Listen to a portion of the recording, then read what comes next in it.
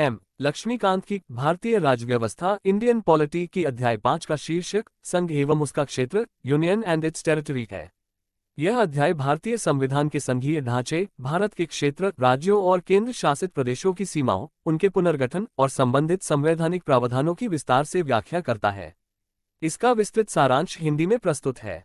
अध्याय 5 संघ एवं उसका क्षेत्र विस्तृत सारांश। 1 प्रस्तावना। भारत एक संघीय गणराज्य है जिसमें राज्यों और केंद्र शासित प्रदेशों का समूह शामिल है। संविधान के अनुच्छेद 1 से 4 इस विषय को स्पष्ट करते हैं। अनुच्छेद 1 भारत को राज्यों का संघ घोषित करता है, न कि संघीय राज्यों का संघ। इसका अर्थ है कि भारत में राज्यों का अस्तित्व संविधान द्वारा है, न कि उनकी स्वायत्ता से। 2 अनुच्छेद 1 भारत का संघ। भारत का संघ भारत राज्यों का संघ है जिसमें राज्य, केंद्र शासित प्रदेश और वे क्षेत्र शामिल हैं जिन्हें भारत सरकार अधिग्रहित कर सकती है। राज्यों की सूची। संविधान के प्रथम अनुसूची में राज्यों और केंद्र शासित प्रदेशों की सूची दी गई है। क्यों राज्यों का संघ? संविधान निर्माताओं ने राज्यों का संघ शब्द का प्रयोग इसलिए किया क्योंकि भारतीय संघ का अस्तित्व राज्यों की इच्छा पर निर्भर नहीं है। कोई भी राज्य संघ से अलग नहीं हो सकता। 3 भारत के क्षेत्र की परिभाषा। भारत का क्षेत्र, इसमें राज्यों के क्षेत्र, केंद्र शासित प्रदेश और भारत सरकार द्वारा अधिग्रहित कोई अन्य क्षेत्र शामिल है। सीमा निर्धारण। संविधान के अनुसार संसद को राज्यों की सीमाओं में परिवर्तन, नए राज्य का निर्माण या किसी राज्य का नाम बदलने का अधिकार है। 4 राज्यों और केंद्र शासित प्रदेशों का पुनर्गठन। संविधान की शक्ति। संसद को अधिकार है कि वह कानून बनाकर नए राज्य बना सकती है।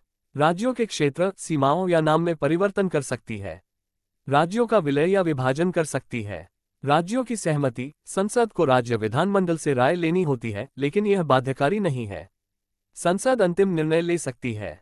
5 ऐतिहासिक पृष्ठभूमि। स्वतंत्रता के समय भारत में ब्रिटिश प्रांत, देशी रियासतें और कुछ फ्रांसीसी व पुर्तगाली क्षेत्र थे। राज्यों का पुनर्गठन। 1956 में राज्य पुनर्गठन अधिनियम के तहत भाषाई आधार पर राज्यों का पुनर्गठन किया गया। इसके बाद भी कई बार राज्यों और केंद्र शासित प्रदेशों की सीमाओं व नामों में परिवर्तन हुए। 6 संसद की शक्ति और प्रक्रिया। संविधान संशोधन की आवश्यकता नहीं। संसद को राज्य की सीमाओं या नाम बदलने के लिए संविधान संशोधन की आवश्यकता नहीं होती, केवल साधारण विधेयक पर्याप्त है। राष्ट्रपति की भूमिका। राष्ट्रपति संबंधित राज्य विधानमंडल से राय मांगते हैं, लेकिन संसद उस राय से बंधी नहीं होती। 7 केंद्र शासित प्रदेश। परिभाषा। केंद्र शासित प्रदेश वे क्षेत्र हैं जो सीधे केंद्र सरकार के प्रशासन में होते हैं। संख्या में परिवर्तन। समय समय पर केंद्र शासित प्रदेशों की संख्या में परिवर्तन हुआ है। कुछ प्रदेश पूर्ण राज्य बने जैसे गोवा, कुछ का विलय हुआ, दादरा और नगर हवेली व दमन और दीव। 8 भारत का क्षेत्रीय विस्तार। नया क्षेत्र जोड़ना। संसद को अधिकार है कि वह भारत के क्षेत्र में नया क्षेत्र जोड़ सकती है, चाहे वह विदेशी क्षेत्र हो या अन्य। अधिग्रहण। यदि भारत सरकार किसी विदेशी क्षेत्र को अधिग्रहित करती है तो उसे भारत के क्षेत्र में शामिल किया जा सकता है। 9 संवैधानिक प्रावधानों की व्याख्या। अनुच्छेद 2 संसद को अधिकार है कि वह भारत में नया राज्य शामिल कर सकती है। अनुच्छेद 3 संसद को राज्यों की सीमाओं, क्षेत्र, नाम आदि में परिवर्तन का अधिकार है। अनुच्छेद 4 ऐसे किसी भी विधेयक के लिए संविधान संशोधन की आवश्यकता नहीं होती और संसद द्वारा किए गए परिवर्तन को संविधान का हिस्सा माना जाएगा। 10 राज्यों के पुनर्गठन के प्रमुख उदाहरण। आंध्र प्रदेश का निर्माण 1953 मद्रास राज्य से अलग कर बनाया गया। राज्य पुनर्गठन अधिनियम 1956 भाषाई आधार पर राज्यों का पुनर्गठन। पंजाब का पुनर्गठन 1966। हरियाणा और हिमाचल प्रदेश का निर्माण। हाल के उदाहरण। तेलंगाना का निर्माण 2014। जम्मू कश्मीर का पुनर्गठन 2019। राज्य से 2 केंद्र शासित प्रदेश बने। 11 संविधान की सर्वोच्चता। राज्यों की स्थिति। भारतीय संविधान में राज्यों का अस्तित्व संसद की इच्छा पर निर्भर है। संसद राज्यों की सीमाओं, नाम, क्षेत्र आदि में परिवर्तन कर सकती है।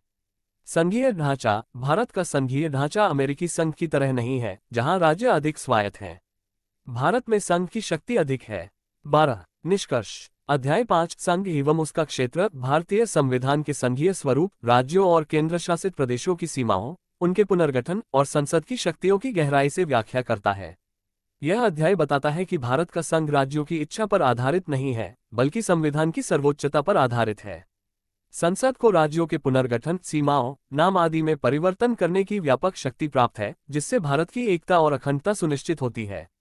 ये सारांश यूपीएससी, पीसीएस, एसएससी और अन्य प्रतियोगी परीक्षाओं के लिए अत्यंत उपयोगी है, क्योंकि इसमें संविधान के मूल प्रावधान, ऐतिहासिक घटनाएं और संसद की शक्तियों का समावेश है। यदि आपको किसी विशेष टॉपिक पर वीडियो चाहिए तो कृपया बताएं।